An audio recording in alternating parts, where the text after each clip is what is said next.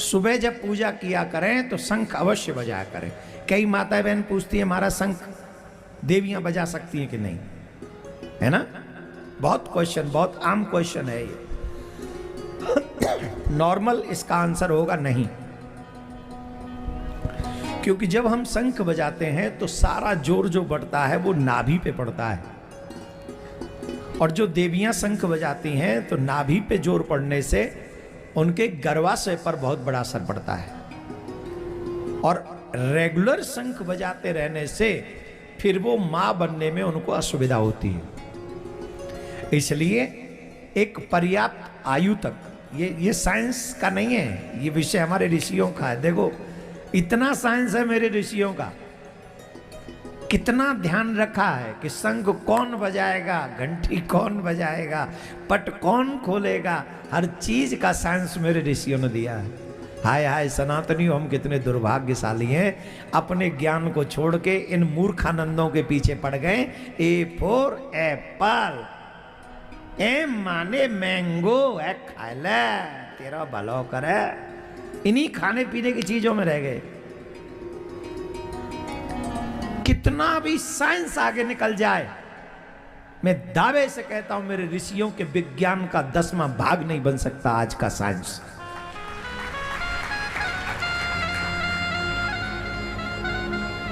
मैं वैज्ञानिकों का, साइंस का अपमान नहीं कर रहा हूं। आज भी जो मेरे साइंस में है, जो कर रहे हैं, मेरे भारत के साइंटिस्ट कर रहे हैं, विश्व वाइज हो रहा, I am so proud of you.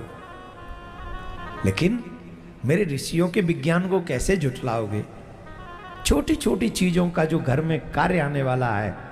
एक रक्षा सूत्र क्यों बांधते हैं? यहाँ आपकी नाड़ियां हैं, आपके डॉक्टर आपका बुखार देखने वाले, ज्वर देखने वाले यहां से देखते हैं, देखते कि नहीं? रक्षा सूत्र जिसके हाथ में रेगुलर रहेगा उसकी नाड़ियां कंट्रोल में रहेंगी।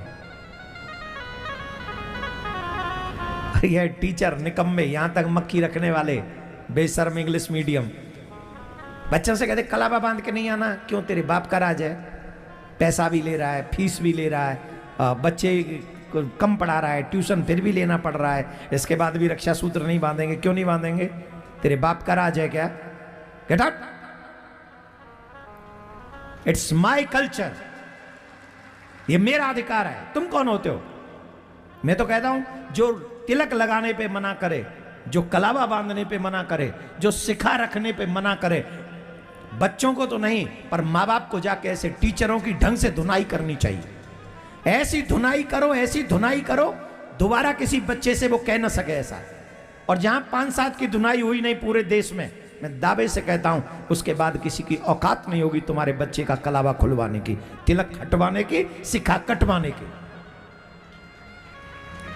तुम्हारी ताली बता रही है कि तुम ऐसा कुछ करने वाले नहीं हो। तुम तो बस चिपके रहो, खाते रहो, सो जाओ। तुम कुछ मत करना धर्म के लिए। जो करें ये कथावाचक ही करें, सब इन्हें मरवा दो। तुम बैठ के आराम से एसी चलाओ और सो जाओ। मैं फिर कह रहा हूं, यही समय है अपने संस्कारों को बचाने का, अपने धर्म को बचाने का। अगर अभी नहीं जगे, कसम से कभी नहीं बच पाओगे। फिर तुम्हारे देश को बांग्लादेश बनने में ज्यादा समय नहीं है, पाकिस्तान बनने में ज्यादा समय नहीं है। कोई माने या ना माने, I don't mind, I don't care, who cares? कोई माने न माने, इससे फर्क नहीं पड़ा। फर्क इससे पड़ेगा मेरा देश कब तक सुरक्षित है।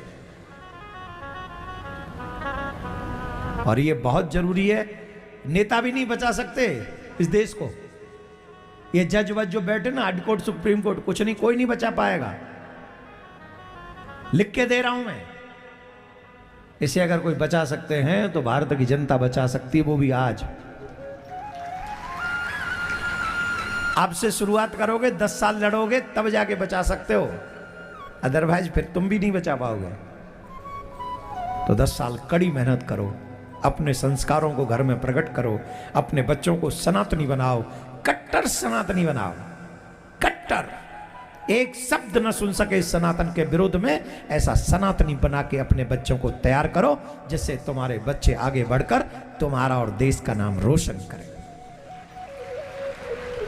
देखो, या तो ताली बिल्कुल मत बजाओ तो मुझे लगेगा कि तुम्हें ये सब सुनना ही नहीं। तो मैं एक साइड में हो जाऊंगा। और अगर तुम्हें पसंद है और सुनना है, तो लगेगा कि तुम्हें ये सब सुनना ही नहीं, तो मैं एक साइड में हो जाऊंगा। और अगर तुम्हें पसंद है और सुनना है तो फिर मेहनत करो, इन हाथों को ऐसे पीटो कि जब किसी को पीटने के लिए उठे ना तो इनमें दम हो उस समय।